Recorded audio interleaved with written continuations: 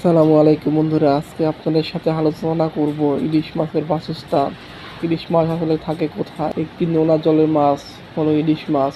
সাধারণত বড় নদী এবং মোহনায় সংযুক্ত খালে বর্ষাকালে পাওয়া যায়। এ সময় ইলিশ মাছ ডিম পাড়তে সমুদ্র থেকে বড় নদী এবং মোহনায় সংযুক্ত খালে আসে। ইলিশ মাছ চাষ করা যায় না।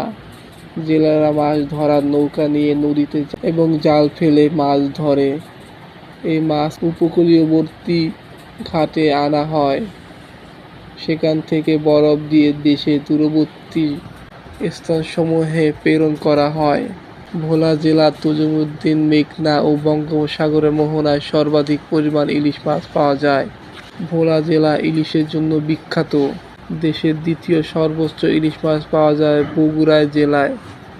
বাংলাদেশে ইলিশ মাছ রপ্তানি করে প্রচুর বৈদেশিক মুদ্রা অর্জন করে থাকে।